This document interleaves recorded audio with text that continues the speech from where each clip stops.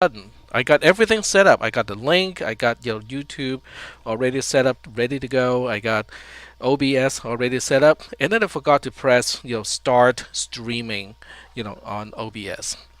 That's very typical for me. But thank you, Mohammed, for reminding me. There we go. And Gannon and Min and Chris, you guys are all we're all confirming that YouTube was not up and running yet. It should be up now. Yep, I can see that. And I'm going to close that window. And now we can just kind of concentrate on the stuff that's on the screen now, which is clocked and gated D flip-flop.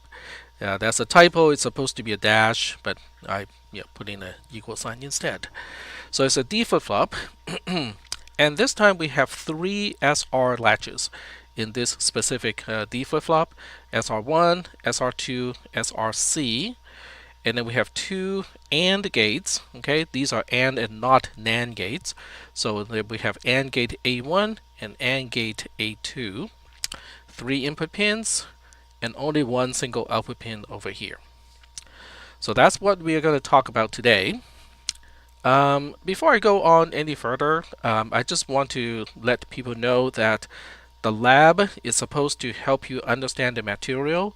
I would say at least 5 or 6 people did not do the lab, did not get started doing the lab. And I just have to say that that may not be a very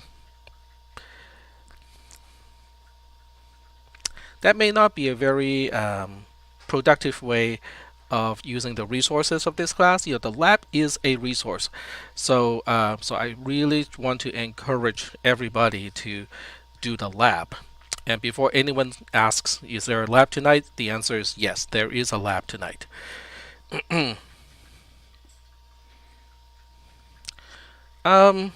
understand sometimes people may not have the time, they have family commitment and whatnot, but I think it's still important to kind of carve out the time to do the lab. And ask questions, during the lab. I mean, I know the lab is, it sounds like, you guys are just going to read something on your own and do something on your own. That is partially true. I'm not going to deny that. However, the structure of the lab is designed to help you experiment with new devices, okay, that we're going to use and utilize in the processor design. So this is an earlier exposure to those concepts, and having all those input pins, then the device, and then the output pins, it basically allows you to kind of play around with it a little bit to first read the instructions and then use LogicSim to help you experiment and confirm about your understanding of how the device operates. So yes, not a whole lot of points, okay, but it is still important to get it done. And I also checked my syllabus, and the way that I wrote about road taking in the syllabus, prevents me from using the lack of lab as absences. So I'm not going to do that. Yes, funny thing, I actually looked into that, right? All right, so we are going to get started with this design here, and we will do this. We'll do it just like this. I think this is actually a great setup because it only has a diagram, has no values, nothing. We cannot do actual LogicSim simulation in this, right? So we can actually just work this out on quote unquote a piece of paper, and I'm going to try a new approach today and see how well that's going to work out. I think it's great for certain things, but there might be some limitations of what it can and cannot do. So we'll give it a try, which is using a table to analyze how changes propagate when we look at devices like this. Now this device still has feedback mechanism, because you can see how this /q, which is NQ, is going back to the input of this A2, and also note how the not Q is also going back all the way to the S pin of SR1. Let me track. Yes, of SR1. So the analysis is still going to be somewhat interesting because of all these wires that are going back to an earlier device. Even though we cannot see the the circuitry inside the SR latches anymore. The macro circuit, the overall circuit, still has the property that a single individual SR latch has, which is the output of one device goes to the input of another device, which is at the same propagational level as the first device. So there's that. And I also have prepared, well, okay, there's nothing in it yet, okay, but this document, I'm just going to copy the link into the text channel. So you guys can all click it and go there, so that as I work out the values, you can all at least look at how the values are updated, and you can just put this on the side as well. So this way, when I make changes to the spreadsheet, you can do it. You can see it on the side, and then you can start to. You cannot comment. I did not enable commenting, but at least you will be able to scroll and focus on a particular part that you need to focus on. So that gives you some flexibility. All right, so the first thing we need to do is to make one column per input and per output port of all of the devices. So that means clock, enable, data, those are all input pins, so they only have one single port that is representing the state of the input pin. A1 is an AND gate, has two inputs. A2 has an AND gate, also it has three inputs in this case. And then SR1 is an SR latch, two inputs, two outputs. Same with SR2 as well as SRC. So you can see we are going to use up a lot of columns. Now the other way to look at this is not to do it on a per pin basis, and instead we can do it on a per node basis, which makes a lot more sense to me. It's just that if I do it on a per node basis, it might make it a little bit harder to find the items. That's just the downside of using a node-based approach instead of looking at things from a device perspective. Alright, so Bilal is typing something in the text channel, and I'm gonna wait a little bit as I sip my coffee.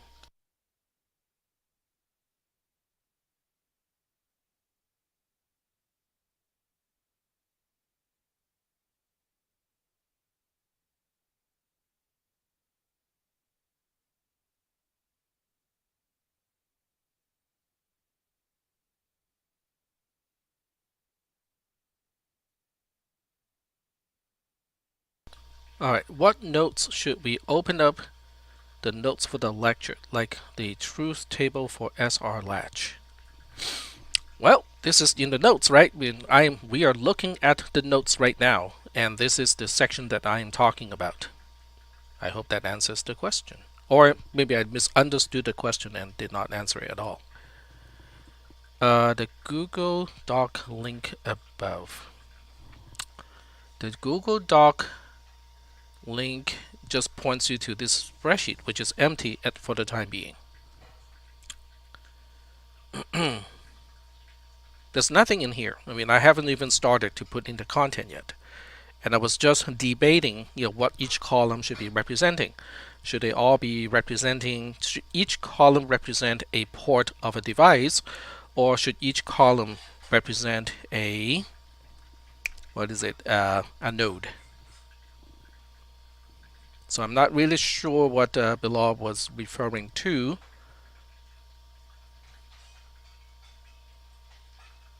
About what notes should we open up.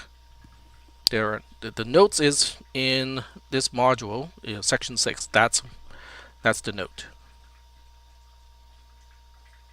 Or that's where I'm focusing on. Okay.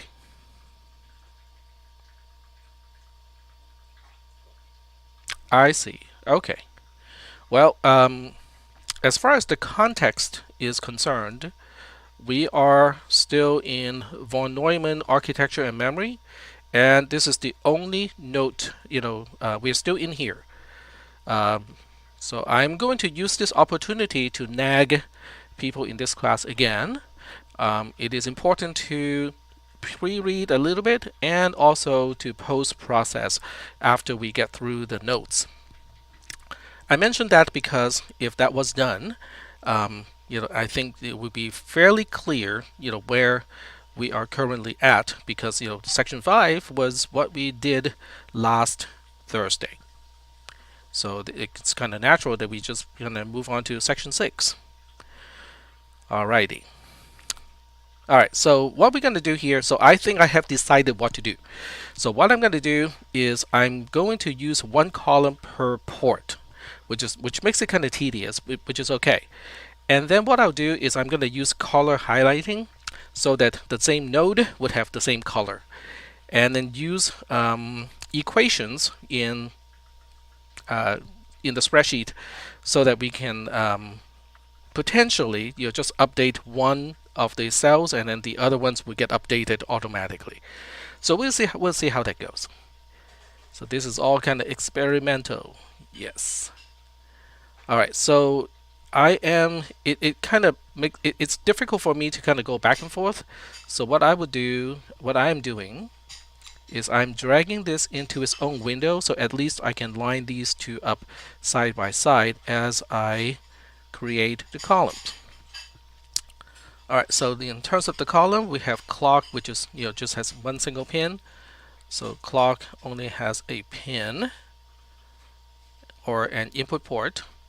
EN also has just a pin, and then we have data, which also just have a pin.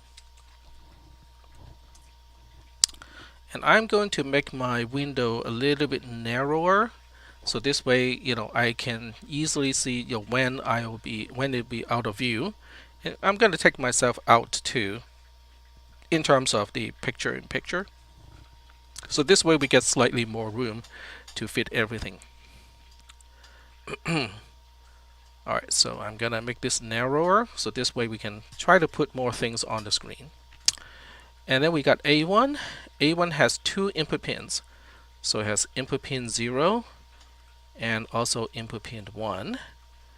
And I'm going to use a merge cell here, just kind of fancy stuff, right? So I'm going to merge these two cells to indicate that column D and column E are both referring to the inputs of A1. And I forgot about the output. So that takes another column. So we're going to merge these two as well. So go to Format and Merge Cells, Merge All. There we go.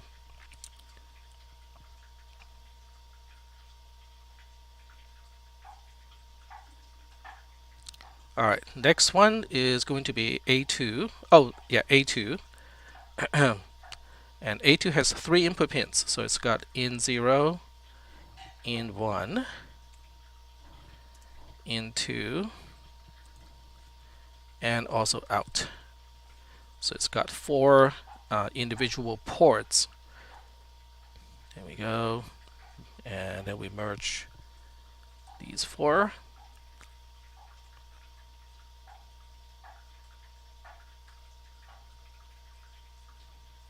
And if anyone has the idea of, wow, this class looks like a spreadsheet class, then I'm going to say, you haven't seen anything yet. So we have SR1. SR1 has S, R, Q, N. I'm going to call it NQ here, instead of /Q, but basically they mean the same thing. Does anyone remember when I mentioned slash is kind of the same thing as negation in electrical engineering?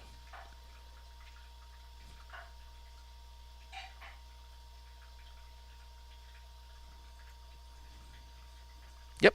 Okay. Well, I think it was the first week, possibly the first class. That I'm not sure whether engineers are spreadsheet wizards or not. That I'm not sure. Computer science people are not engineers, by the way. Computer science is closer to math than it is to engineering.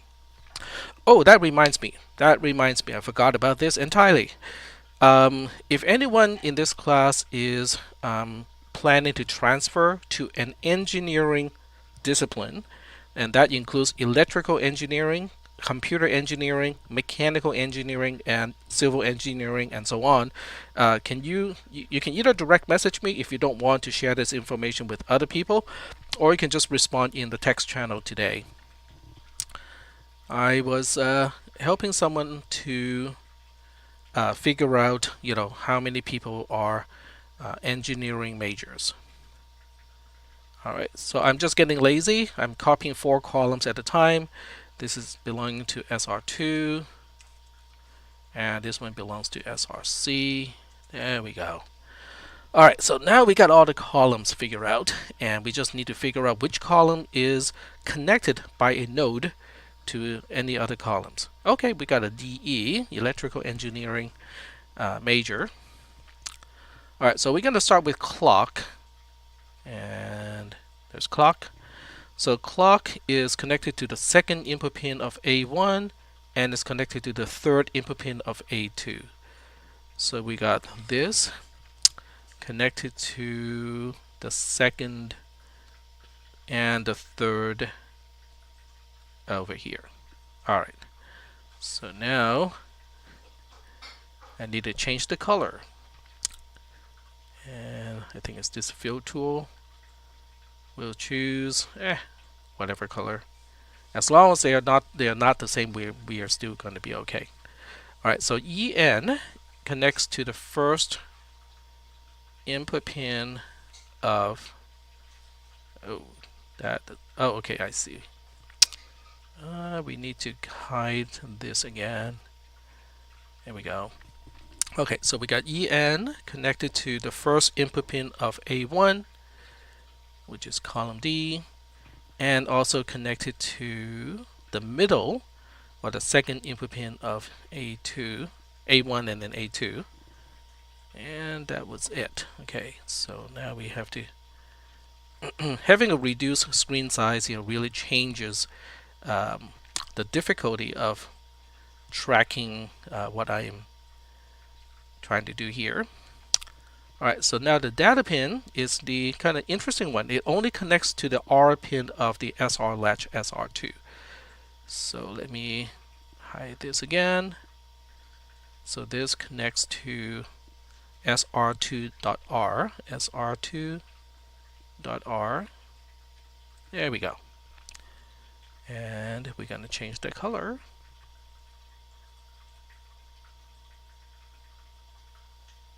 I'm just moving to the left-hand side in terms of color assignment.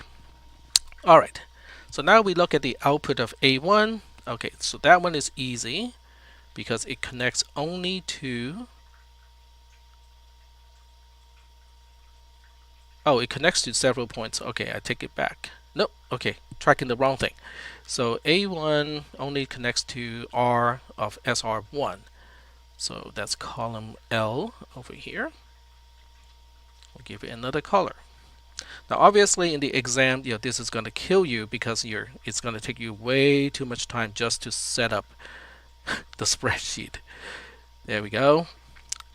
And then we want to look at output of A2, which connects to the S pin of SR2. All right, so we got the output.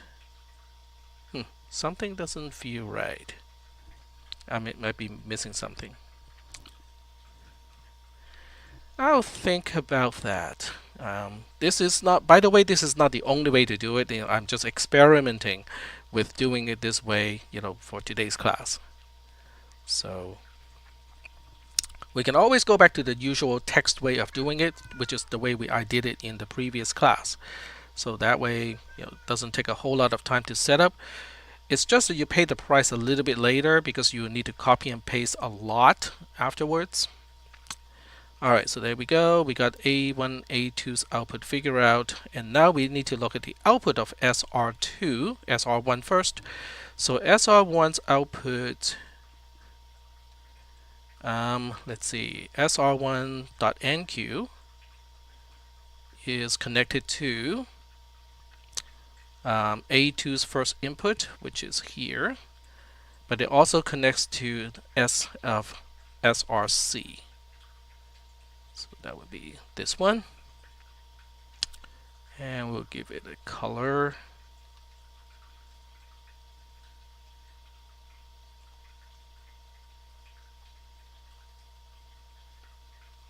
All right, and I think we have only one more to figure out, maybe two more. SR1.Q does not connect to anything, so we are done there. SR2.Q is a pretty easy one. It connects only to SRC.R. So SR2.Q.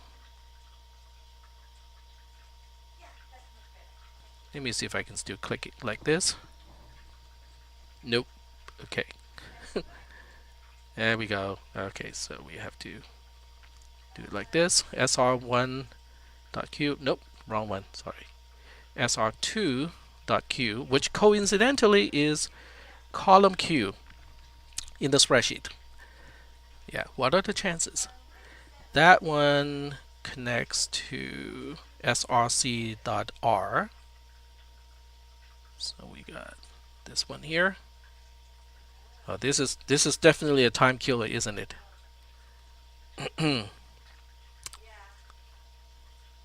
But now we are collecting all the flavors of Tums. And then sr2.nq. Oh, gotta get rid of this first. Connects to sr1.s. sr1.s. Those two are connected. Yeah, definitely not a very good way of setting up because it just takes way too much time to set up. Even without the color, coding part, it's still taking up a lot of time. Oh, I just used the wrong color too because that color had been used already. So I have to move on to the next one. And now we have the output pin Q and NQ. I'm not going to do that. That's just unnecessary because src.q just connects to the output pin Q. So we'll just kind of let it sit like this, okay? Because that's the very last part. Yeah, it does look pretty, doesn't it? All right. Okay. So remember, this is just an experiment. We are trying to find out, how this works. Whether this works okay with us or not. So now we're gonna have to have one more column at the beginning because I need to comment on stuff. So that one is easy. Just insert one to the left, and we might need this one to be a little bit wider because I need to label certain things. All right. So I'm just putting here. I'm just gonna specify which cycle we are talking about. And okay, so now we are ready to get started. Well, I mean, everything that's color coded here, can also be figured out, in the diagram. So I'm not going to rely on the colors either. It just looks pretty to me. Yeah, that's about it. All right, so we want to look at the initial condition. So in other words, we're trying to run an experiment now. Okay, so we want to say, let's start with a state where the clock and enable are both zeros and then data is a 1. So that's our initial condition. We have a 0, and a 1 here. All right. So now we need to look at node connectivity. So I'm just going to use node con here. So node connectivity is really just look at what node connects the clock pin and what other things are connected to the clock pin, right? So we are just looking at the connectivity due to how the wires are drawn in the circuit. So in this case, we can see the clock, which is this pin here, and we can now try to use the color coding. I know some of you cannot see it. So it goes here and it goes here as well. Okay. Are we doing okay so far with this? Does everybody kind of understand, what this is trying to do?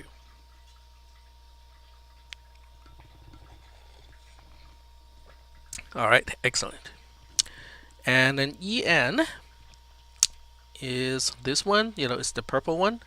So the purple one goes here. If If I did not mistakenly use the same color twice, that should be how it's connected. So I'm just going to double check the first one and then the middle one. Okay, that seems correct. And then the third one, which is the light blue one, connects only to that's hard to see because this is the light blue one. SR2.R is the light blue one, so this is the only one that gets a 1 initially. Are we still doing okay? All right. Okay, good. So now we look at this and go like, okay, so what devices do we need to track? Okay, which one is going to change? So we can see a transition. This was unknown and now it is a 0. This was unknown. This is now a 0. So anything that is not as was needs to be tracked. In other words, we need to figure out what the device is going to do. SR1 we don't have to do anything about because we did not know anything about the input pins before, and we still do not know anything about the input pins now. So we are saying, okay, since we don't know the input pins or the state of the input pins, let's not worry about it. And then SR2 we also need to track because one of the input pins got changed from a 0 to a 1. Now somebody's going to say, but that is not enough to tell us what SR2 is going to do to its output. That may be the case, but we still have to look at it. Okay.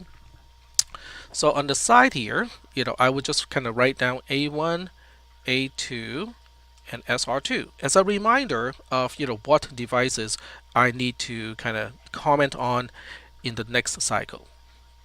So now we have a device propagation. Device propagation basically means knowing the input, the state of the input pins of certain devices. What can we predict about the output pins of the same device based on what we understand about those devices? So let's go ahead. Okay, so we're going to use column X as a reminder of what we need to track. So we need to track A1. So A1 has both of the input pins being 0. So what should be the output of A1? I'm going to let you guys think about this and answer. Okay, Mark is quick and he is correct as well because this is not a NAND gate, this is a regular AND gate. So that's why it is just a simple 0 here. What about A2? Now with A2, in 0 has not been determined yet. We have no idea what in 0 is. But can we still decide what the output of A2 is going to be?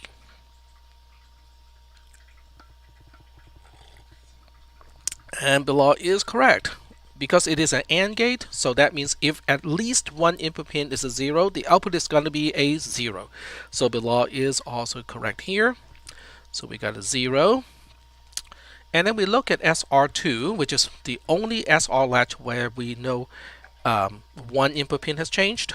So now the question is, can we still find out what Q and NQ are going to be? Well, if you do not want to think too much about this, you can go back to the truth table. So when we go back to the truth table, now this is how we use the truth table. Let me show you what I mean by using the truth table. So we know that R is a 1. We know nothing about S. We know nothing about Q nor NQ prior to R becoming a 1. So when you look at this table, we can basically focus on this row here as well as this row over here. But the only thing, we cannot differentiate between these two rows because we cannot tell whether S is currently a 0 or 1. So that means I really have no idea what Q and NQ should be. Now if I know that S is a 0, then we are golden in that case, because in that case we know that Q has to be a 1 and NQ has to be a 0 according to this truth table.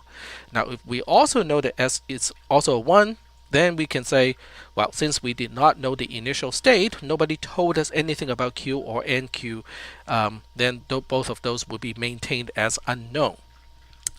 But since we don't know anything about the S pin, so that means we just kind of have to throw up our hands and go like, we cannot say anything about it. Okay, so basically we don't write anything here because we cannot determine anything. So here's the fun part, okay, because now we're going to have to go back to not the initial state but the node connectivity state. In other words, we look at this output pin and we ask, where is that output pin going? We look at this output pin and then we ask, where's that output pin going? So this is how we track, the propagation of changes. Is when an output pin is determined or when it's changed, then we look at the node connectivity and we ask which input pins are going to be determined at this point. Now, since things are color coded, hopefully it does make it a little bit easier. And I do apologize for people who are colorblind because I did not think about using colorblind friendly colors. So for those of you who are colorblind, you might have problems figuring out what column is what column. All right, so if we rely on just node connectivity, so I'm just going to go back to the diagram and not rely on the colors. So when we look at A1.out, it connects to SR1.R. So SR1.R, and I need to comment this row first, okay, which is node connectivity. So we are basically using node connectivity to figure out these values. So A1.out being a 0 means SR1.R is going to be a 0. So we look at here, and then we put a 0 here. And if we look at SR2, because SR2 is also updated because its output pin is changed from before. So we look at A2.out and it connects to SR2.s. So we look at SR2.s, and this one is now also known as a 0. And that's about all we can do because SR2, the output of SR2 was unknown before, so there's nothing I can do about Q or NQ of SR2 because we only know one of the input pins. So now we have to kind of jot down here and remind ourselves, okay, which devices we need to watch out for in the next cycle. SR1 is one, and then SR2 is the other one. Does everybody understand why I need to track SR1 and SR2 for this specific row? Are we okay in terms of the concept? Okay, very good. Any questions? Okay. So now we go back to device propagation. In other words, now we know that SR1 has at least one of its input pins changed, and SR2 same way. So now we need to look at those two devices and ask, from just that one change, can we say anything about its output pins? So you will continue to write dev prop and node connectivity until there are no changes anymore, until quote unquote we are done. Yes, that is correct. All right, so now we're going to go to device propagation. Basically, because one of the input pins of a device changed, we want to look at the property of the device based on the property of the device itself. We want to see if its output is going to change. So the two devices we need to look at are SR1 and SR2. So with SR1, we only know that the R pin is now a 0. Okay, so the question is, can we say anything about its output with these two cells? So once again, if you use the lookup table, okay, so we go up to the lookup table of the SR latch, and we only know that R is a 0. So you look up this and you go like, okay, so maybe we really cannot say anything. Well, I beg to differ, okay? Because if you look at both of these rows where R is a 0, this row, the first row, and this row here, which is the third row, both of these share one thing that is common, which is NQ being a 1. Now, whether Q is a 1 or a 0 is determined by by the S pin. So we can't really say anything about the Q output pin. But the NQ output pin in both cases are 1s. Now, if you remember the internal circuitry of an SR latch, you go like, oh yeah, we kind of understand why that is the case, because there are two NAND gates inside the SR latch, and when at least one input of the NAND gate is a 0, the output is going to be a 1, and in this case, that output turned out to be the NQ. So the bottom line Okay, let me get back to the slide that we're on right now. So the bottom line is now we can go back to the spreadsheet and we can say, guess what? We cannot say anything about Q, but we know that NQ is going to be a 1. So with SR2, it's even better, right? Because now with SR2, we can see that the S pin is a 0 and then the R pin is a 1. So when we look up the table, I'm gonna, this is a little bit too much work for me. So I'm going to be a little bit lazy. So when I say I'm a little lazy, that means I'm going to take a screenshot of just this portion and then open it up with a kind of nice handy viewer like this. And I can even make this one always, okay, that's not what I wanted to do. So I can make this always show, and I need to locate, nope, that's not it. There we go, always on top. So this way, no matter what window I click, this one is always going to stay on top. So this way I don't have to go back and forth. There we go. And I'll stash this guy over here. Alright, so now we are ready to move on, and I don't need to look up that table again, which is going to be a time saver. Alright, so we now know S is a 0 and R is going to be a 1, which means we definitely know the output pin Q is going to be a 1, and then the NQ output pin is going to be a 0. So we now have just determined both output pins of SR2. So SR2 is going to have a 1 as Q and a 0 for NQ. Are we doing okay so far at this point?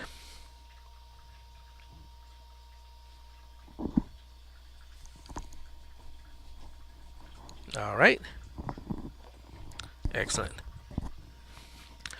All right, so now we look at these 3 output pins that were changed, okay, because they were all unknown before, and now they are determined to be one is 1, and then the other one is also 1, and then this one is also a 0.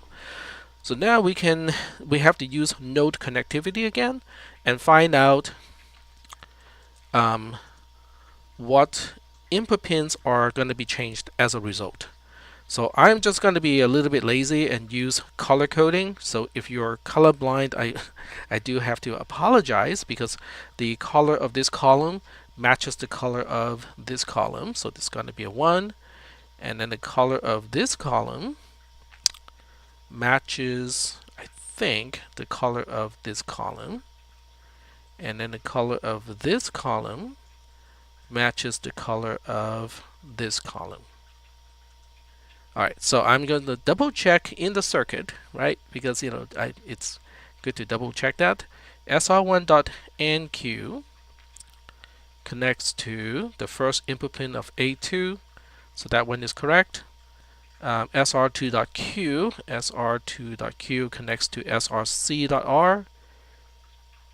Yep, okay, I got that one. Okay, so there's a question in the text channel. Is the goal to solve for all intermediate nodes or just enough to find out output Q?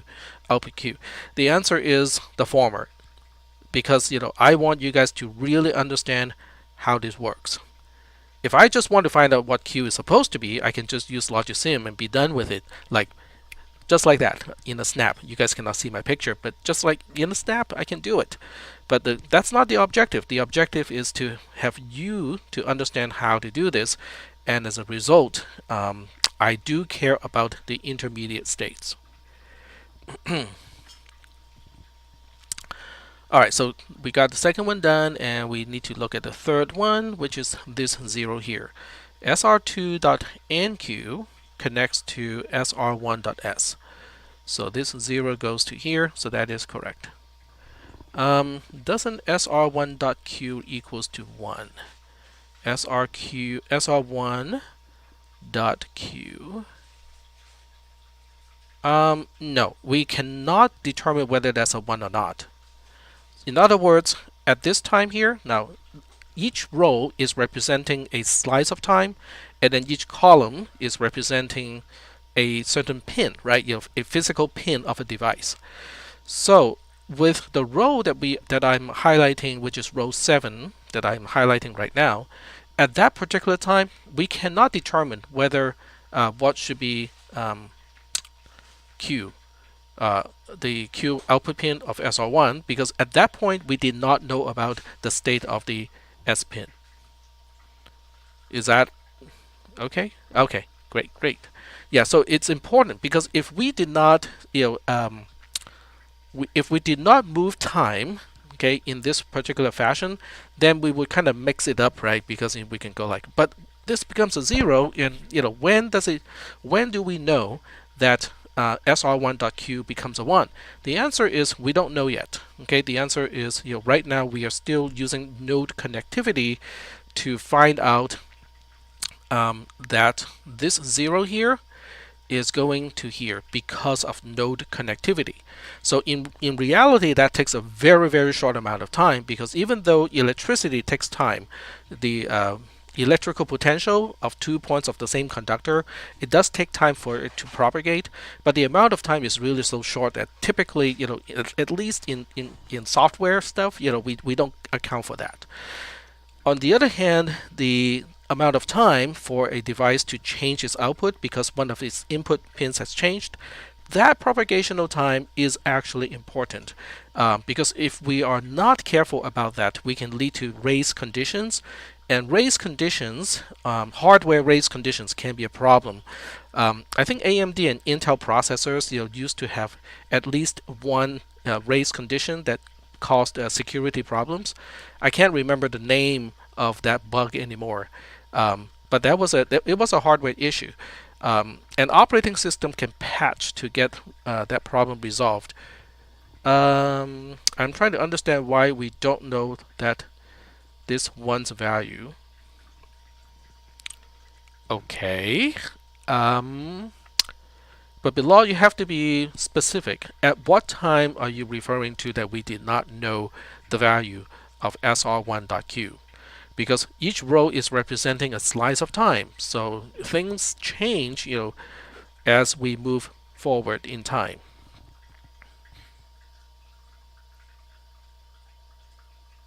Spectra, that's it. Okay. So Mohammed is correct. It was spectra. It was one of those two. There were two problems related to race conditions, and it has to do with caching, which is a mechanism to make your computer, your processor, work faster. It's still around because it's a hardware issue. It's not something that's easily patched without losing a lot of efficiency. That's the problem. Is you can patch it, but your operating system is going to be so much slower when you turn off, the related cache circuit.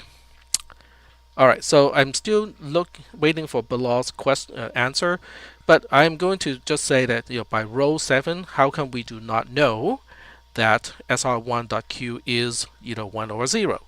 Well, that's because at that point in time, the only thing we know about SR1 is SR1.R is a 0. We do not know at that point of time what is SR1.S.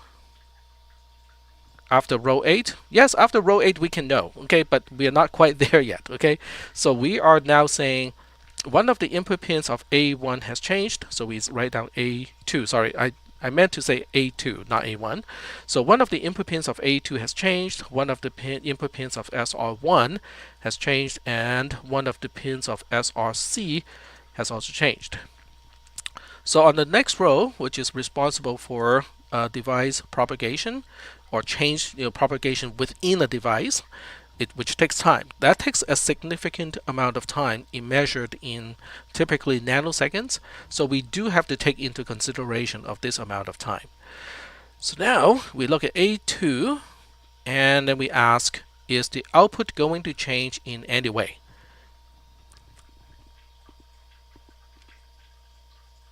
SR1.NQ also connects to SRC.S.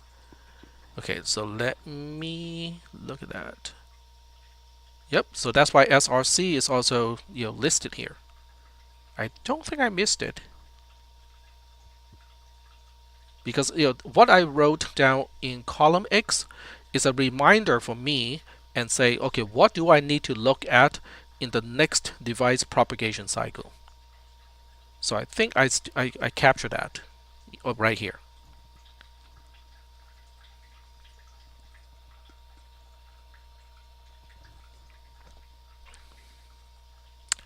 Shouldn't src.s be a 1? src.s is connected to sr1.nq.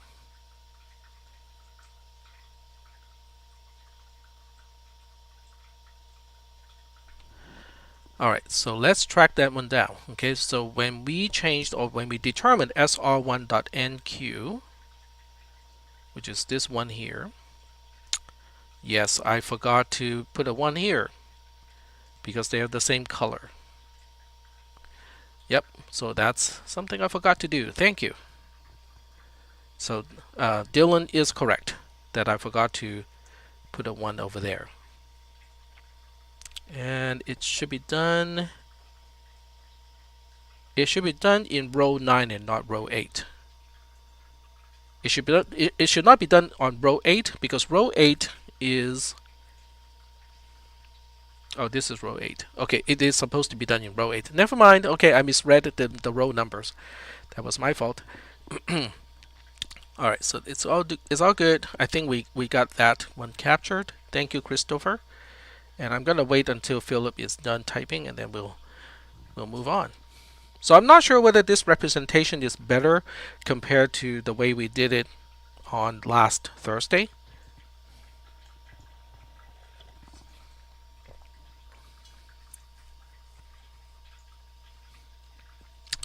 All right, so Philip says, so each propagational delay, which is represented by device propagation, is the amount of time for the input connects to the bit.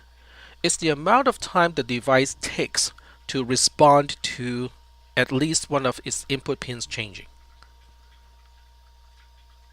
So I hope that answers Philip's question. And then Dylan said, I think for me at least, it's more intuitive, but also seems more time consuming. The time consuming part is the initial setup. Once the initial setup is done, it's not quite as bad as the other one. All right, so that's good. Oh, no problem, Philip. I think you phrased it just fine. Not a problem. And then Omer said, I agree. I can see the way propagation occurs at a glance, but it's definitely more cumbersome than the prior notation. Yeah, so in terms of setting up, it's a little bit harder. Now, but on the other hand, the nice thing is, if you're doing this in a spreadsheet, I'm gonna turn my camera back on, and I can just move. I can move myself to an area where it is okay to move me to, like right here. I like OBS. I'm not sure how many of you have used OBS. Okay, I'm moving the wrong thing. Okay, so I need to move that one on the over here. Yeah, so OBS is a great tool, just because you can. There are many ways to kind of overlay stuff and control the sizes and whatnot. It's really just kind of helpful. Yep, and it's free. It's open sourced, so it's great. All right, so getting back to this thing here. So if you have a spreadsheet, there is a way to specify equations, right? So all of these cells can actually contain equations. So if you have equations, you can actually have these cells to automatically figure out its value based on the current state of that device.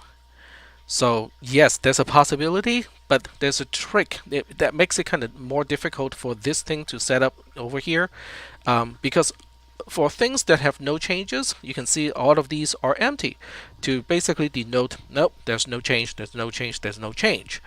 So when something actually needs to refer to the output of A1.out, it actually has to go back up, until it hits something that is not a blank.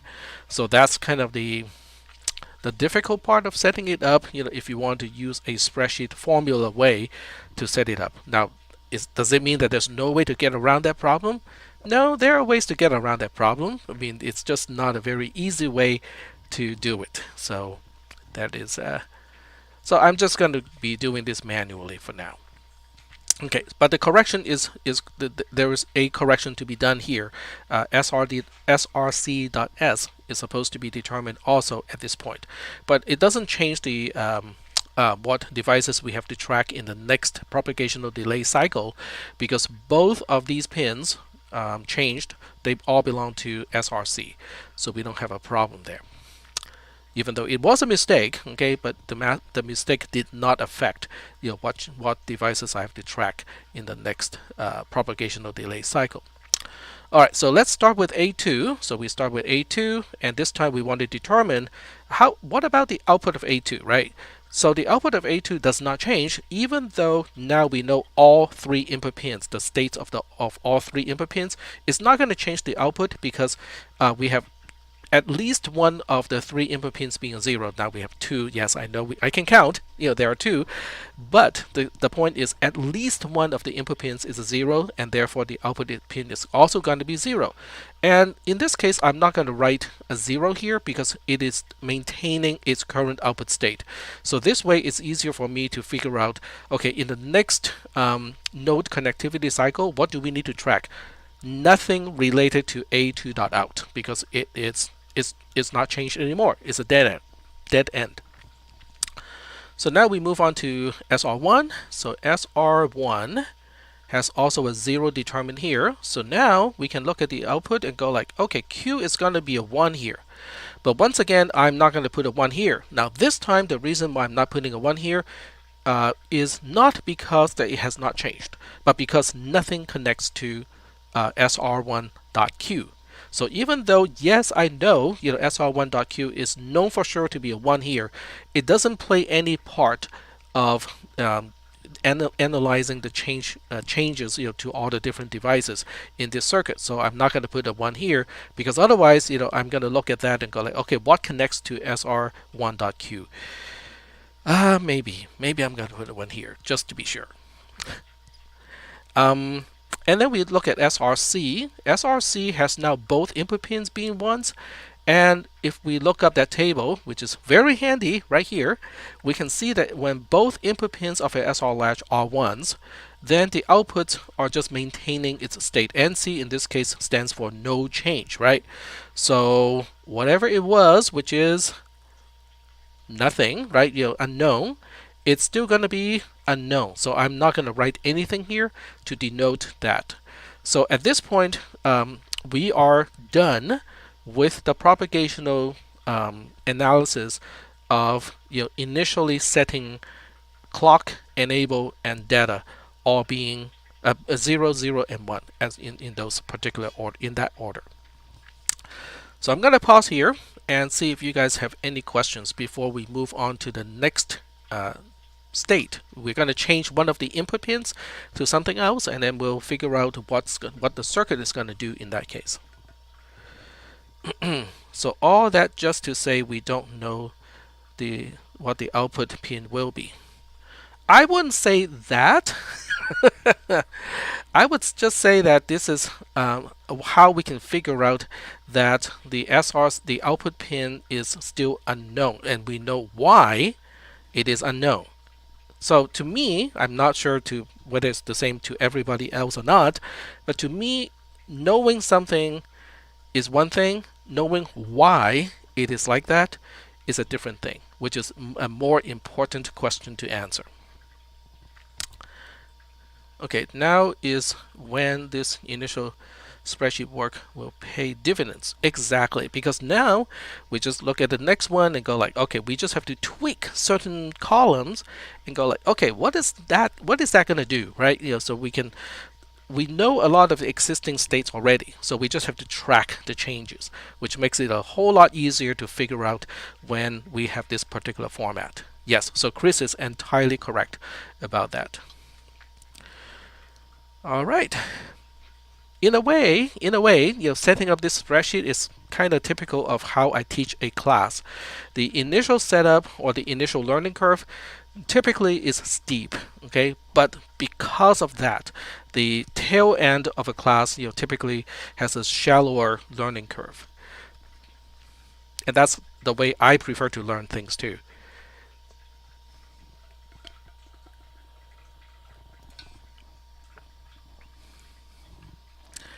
All right, no comments, no questions. So we're gonna start with the next cycle.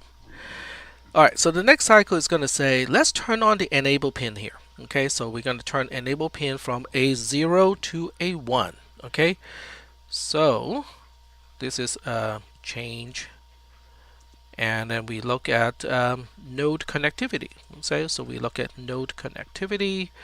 So we just look up the colors, right? So this is going to change from a 0 to a 1, and this is going to change from a 0 to a 1. So these two cells being changed from a 0 to a 1 is only because of the node connectivity to the EN pin. Okay, because I externally changed EN pin by, in Logisim, this would be using the poke tool to change that 0 to a 1. But because of node connectivity, but I also know that A1 dot in 0 is now changed, and then A2 dot in 1 is also going to be changed. So based on that, I know in the next cycle, which is a device propagation, so I know that the two devices that I need to look at would be A1 and A2. So now in device propagation, I look at the output of A1 and ask the question. It's like, okay, is anything going to change because in 0 went from a 0 to a 1? And the answer is nope, nothing is going to change because in 1 is still maintaining its state of 0. And in order for this is an AND gate, so if at least one input pin is a 0, the output is going to be a 0. So I'm not going to write a 0 here because that indicates a change, and and nothing really was changed. Even though one of the input pins has changed, the output maintains its current state of 0. So we ask the same question about A2. Okay, so A2 is right here, and then we ask, okay, what about the output of A2? Same deal, right? The output is right here. Same deal because it has 3 input pins, 2 of which are 1s, but the third one is still maintaining a state of 0. So that means the output of A2 is also maintaining its output state of 0, and that's it. Okay, we have no other changes, and as a result, there's no need to worry about the next node connectivity cycle because none of the outputs of the devices have changed. So we don't have to worry about what input pins are connected to the output pins of the devices because nobody is changing its outputs. Okay, so that's kind of nice. So now we're going to look at the third change. Okay, so this is the initial state right here. This is the first input pin change. And now we're going to look at the second input pin change. So this time we're going to give the clock pin a change, so it goes from 0 to 1 here. All right, so we now move on to node connectivity and say, okay, this is an input pin. It is changed by external forces, right? So now we want to say, okay, internal to the circuit, what else is going to change because input pin clock has changed. So according to the color scheme, this is also going to be changed from a 0 to a 1. And let's see what else is going to change. I think this is the same as well, right there. Okay. So now we have to make a note, right? Because we have to remember what devices has the input pin being changed, so that in the next cycle, which is going to be a device propagation cycle, then we remember, okay, we don't want to have to go back and reanalyze every single device. Okay, that's not a good use of time. We only want to reanalyze the devices where at least one of the input pins has been changed. So in this case, we have A1 and A2 both having at least one of the input pins changed. So now I may not have the right, I think the row number of column X may not be, I may not have used it consistently, but that's okay. So we'll move on to here, and this is device propagation, which is determined by the property of the device itself. So now we look at A1 first, right? Look at this list. That's a reminder for me of which device, the output or outputs of which device should I analyze. So A1, okay, so let's look at A1. So A1's output now is going to change to 1 because both inputs are now 1s. And interestingly, the same thing for A2 because A2 now has all three inputs being 1s. So the output is going to be a 1 because that's because of the property of an AND gate. So having these two being changed to 1s means the next cycle is going to be because of node connectivity. So now we have to look at what connects to the output of A1 and what connects to the output of A2. So I'm going to use colors to track that. So the output of A1, oh, that's a difficult color to track because the data pin has a very similar color. All right, so I'm going to use this part to track it. SR1.R.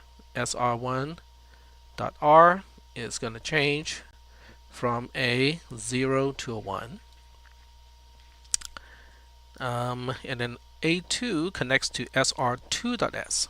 So SR2.S is this column, and that's also going to change to a 1 in this case. So because of node connectivity, the input pin R of SR1 is going to change, and then the input pin S of SR2 is also going to be changed.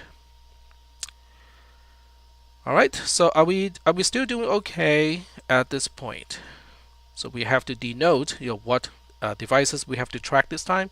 So SR1 is one, and then SR2 is the other one because both of these two SR latches have at least one of the input pins changed.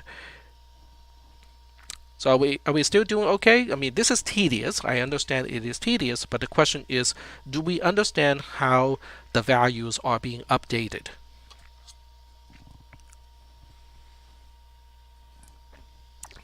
All right. All right, that's good. That's what I want. This is okay. It's good for me to hear feedback, to make sure that this is all connecting. All right. And I think this is partially, why at least for me, yeah, my cats are fighting. You might be hearing the hissing.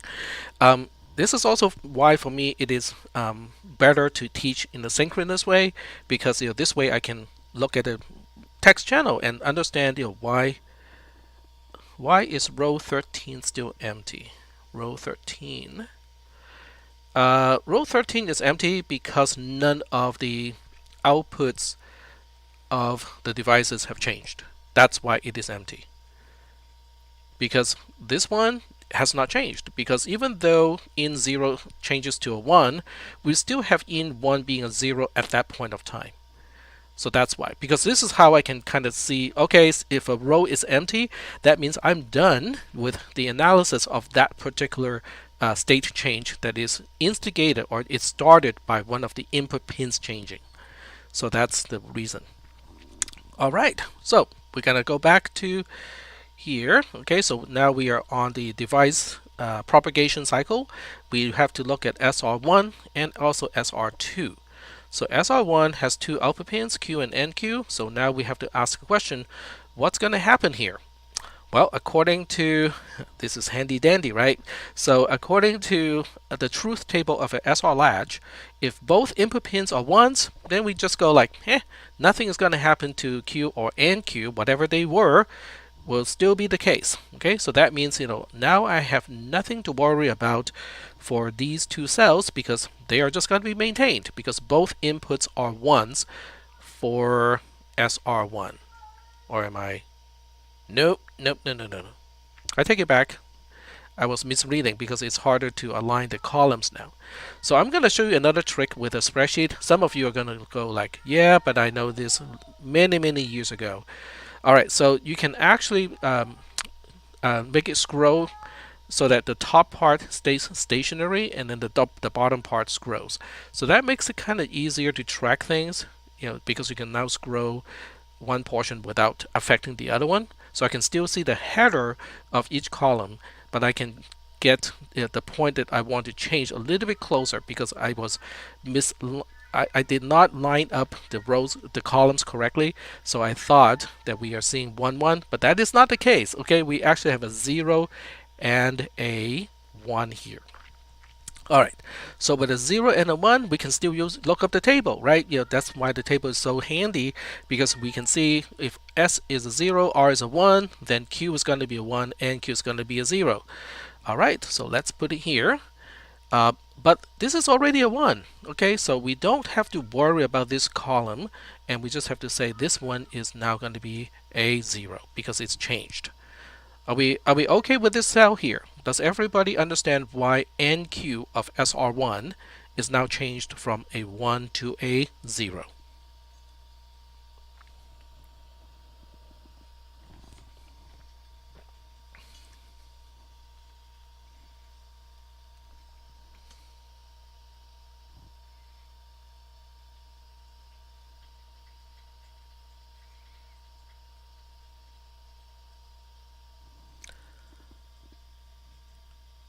All right. All right, so we got some confirmation. Excellent. All right. So now we move on to SR2. Okay, so this is SR2. We have NQ. So what are the current state for the inputs, right? So this is the one that has 1 and, oh, I cannot see the, and 1 over here. Okay, this is why sometimes it's harder to see, because you have to go all the way up to find out what its current state is. So we do have 2 1s here. One is here, and then the other one is here. So the output is just going to be maintained. And if it is maintained, it is not getting changed. If it's not getting changed, I'm not going to put a number over there. So the only one change that I have to propagate because of node connectivity is this 0 here. Now this 0 now this part is kind of interesting, because this 0 is going back to here. All right, and that's the only thing that we're getting back to, right? So now we look at this and then we ask, what device may be changed, or what device do we have to analyze based on the device's own property in the next cycle? And the answer is, well, just A2, because A2 has one of its input pins changed. So we have to remember, in the next device propagation, we have to find out what is the output of A2 going to be changed. So this is the output of A2, and the question is, should I put a new value into this cell or not? So this is the part where you go like, oh no, this has changed, right? Because if at least one input pin becomes a 0, then the output is going to be a 0 for a regular AND gate. So the answer is, we're going to change this one. And because of that, we now have to say the output pin of one of the devices has changed. Because of node connectivity, does it change one of the inputs of some of the devices?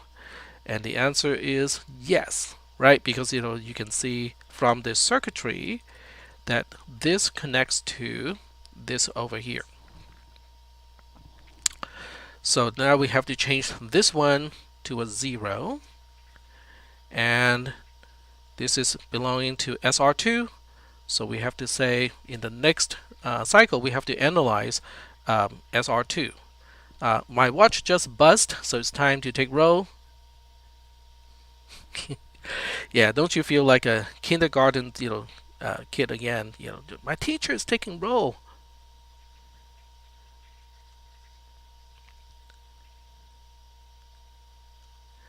But I have to do it because this is a synchronous class, and the whole idea of a synchronous class is everybody is supposed to be here. Alright, so I'll give you guys until 7 p.m.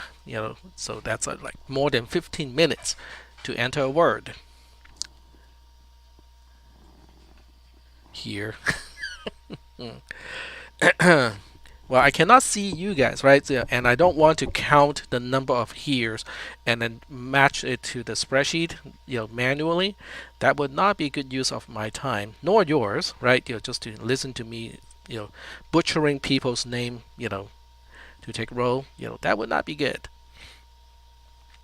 All right. So the answer is DFF, all uppercase. So I'm going to paste it in the channel here. There we go. And I have to save and publish. There we go. Alrighty. I like in when my daughter was in kindergarten, the teacher assigned a number to each kid, and so they would just kind of follow the sequence number, the sequence, and then so let's say my number is 14, right? So when somebody say 13, then I'll say 14, and then 15, and then 16, and so on.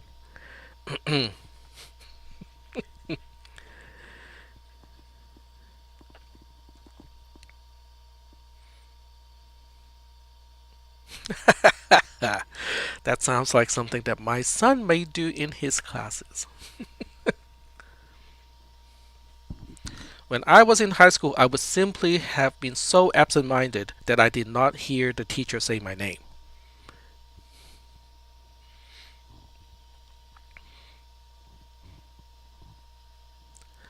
Alrighty. So I think we're good here. So let's go back to the spreadsheet and also the diagram, which is here. There we go.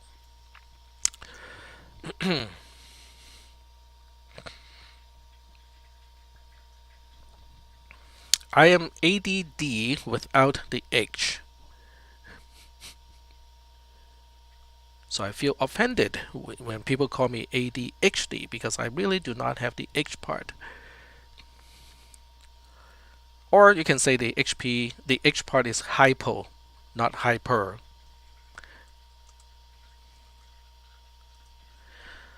Alright, so what are we going to do here?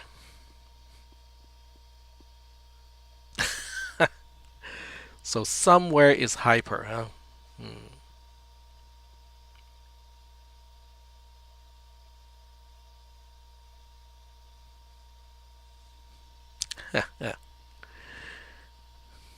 Well, that is true as well. I was born in a time where high definition was not available. So that's definitely ADHD as well, from that perspective. It's add high definition. Yep, that works.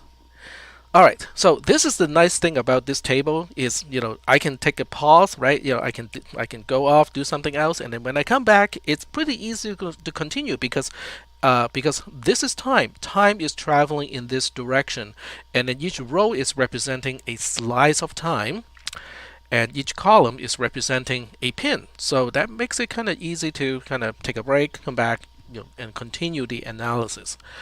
Alright, so we are now in a device propagation cycle, which means we have to look at the only device that has one of these input pins changed and figure out, okay, is that going to change one of its output pins? That's the question. So now we look at SR2, and this is SR2. We got a 0 and a 1 here. And then we want to find out what its output pin is going to do.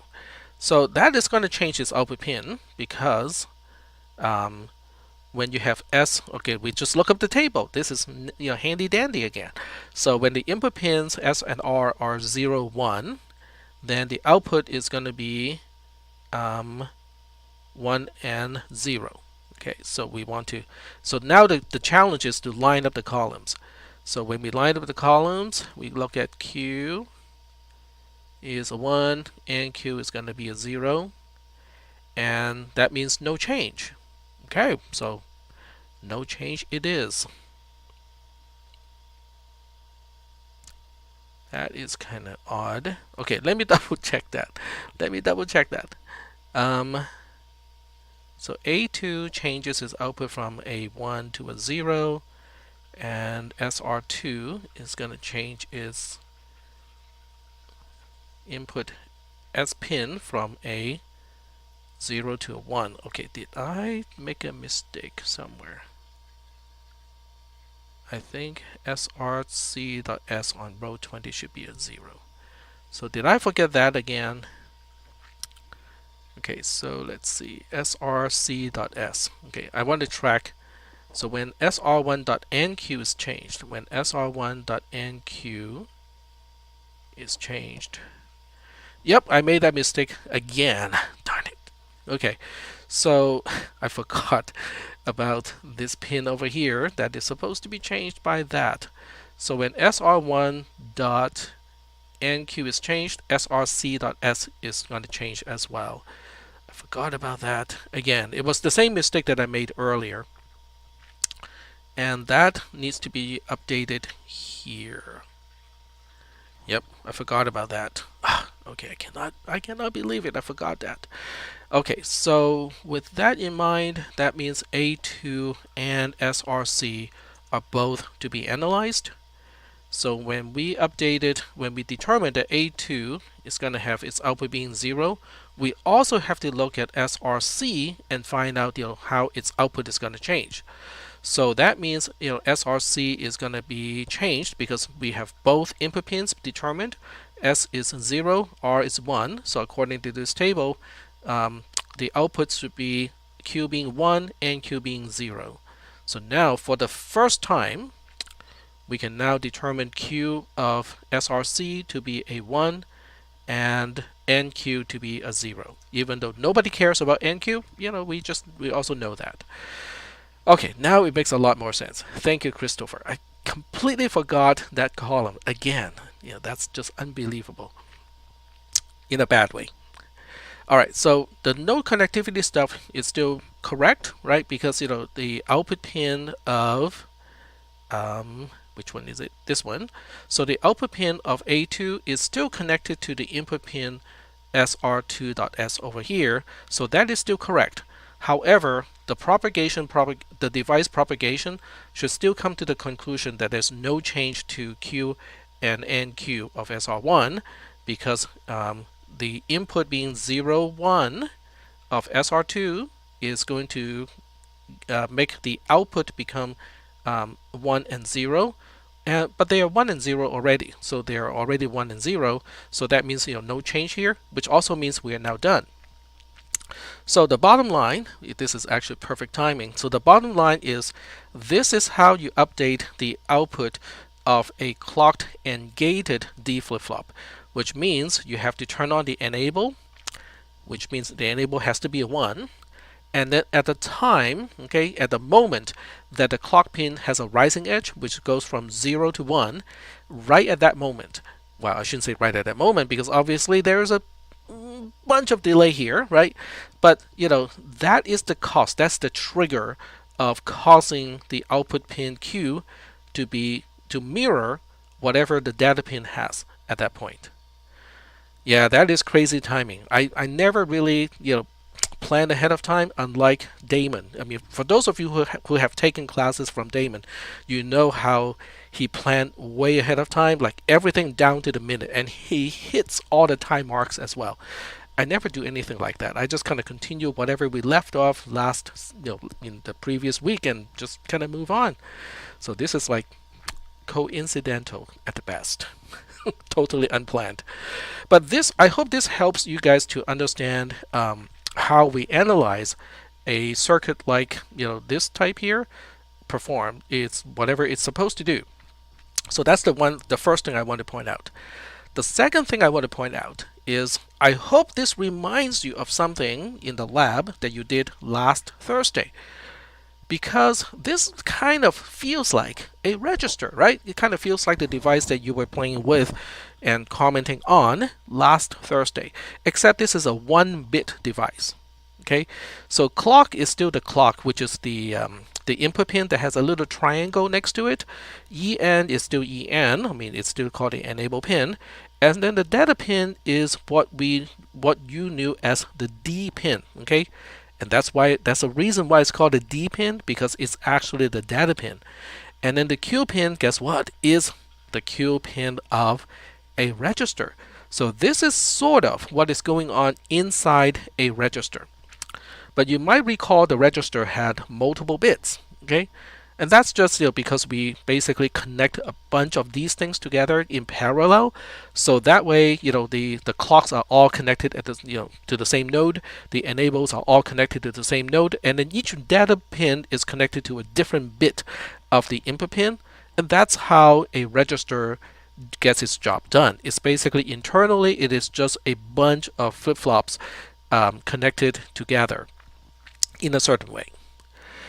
So that's the end of today's lecture. And as I said a little bit earlier today, there is lab today.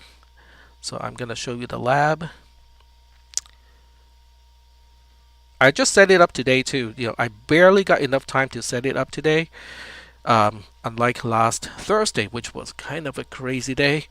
I had to drive my wife to the ER, and then I got my shingles vaccination earlier on the same day, and it hit me like a truck later on. So by the time I drove my wife to the ER, I was probably having a light fever at the time too. So that was yeah. Once again, it's all just coincidental. It just so happens that way. It's not a big deal. It just kind of happened that way. All right, so let me look up the lab. I put it somewhere. It's supposed to be around here. Where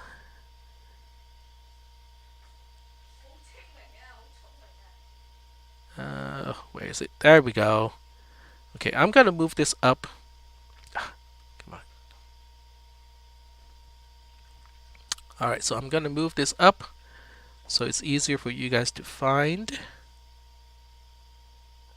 One more.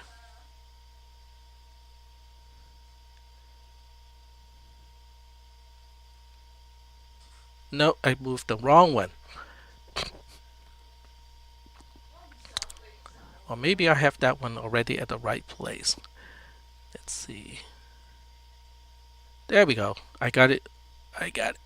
There we go. All right. So the lab tonight has a name of more processor components. So there we go. More processor components instead of more components of the processor. Yes, I wasn't consistent with my grammar here. And I'm going to give it a... Okay, I'm going to get back to the text channel to answer those questions once I get this one done. All right, so the first question is, should I allow multiple attempts? I'm going to say yes.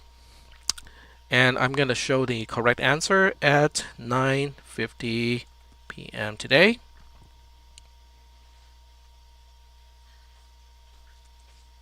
Oh, okay, so it does take that without specifying the date. Okay, and I'm going to require an access code.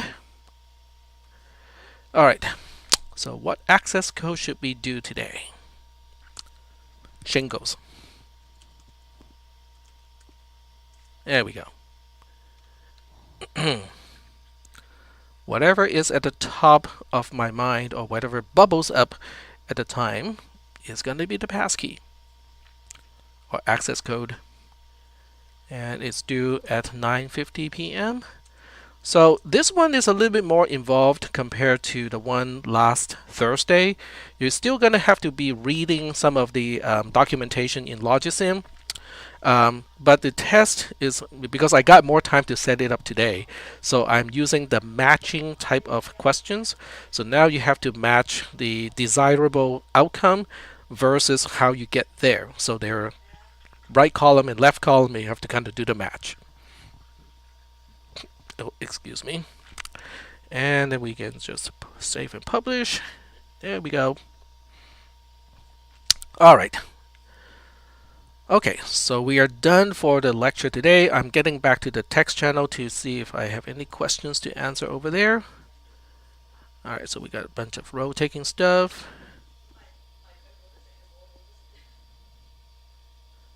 And Christopher corrected me. Okay, that's correct. Crazy timing. I'm assuming there are some crazy situations in the circuit where a single component fails and throws everything off. Well, the answer is yes. Okay, with modern processors, even modern processors, there's no fault tolerance built in to the circuitry. So if one thing is off, you can bet that everything is going to be off eventually. So that's how electronic goes, these days. There's no redundancy, there's no fault tolerance built in, for at least consumer grade electronics. The space shuttle, when it was still around, actually has redundancy because there were 5 computers, and they basically have to vote on how to do things. So even if 1 or 2 computers, decide to go crazy, the space shuttle would still do the right thing. So that's fault tolerance there.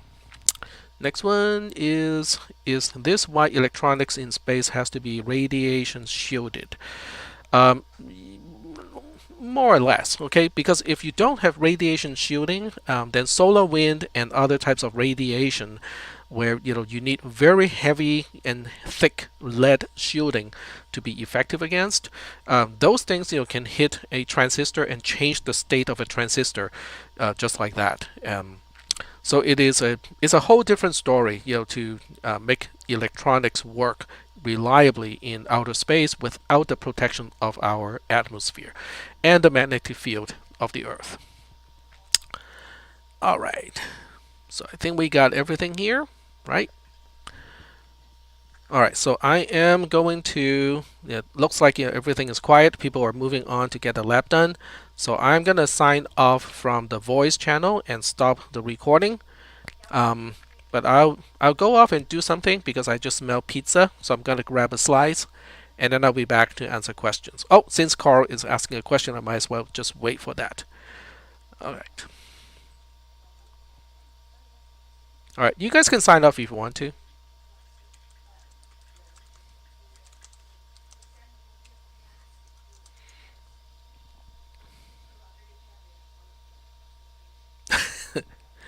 Okay. Oh, okay, okay. Gotcha. All right. So I'm gonna sign off for the time being, and I'll be back after having 1 or 2 slices of pizza.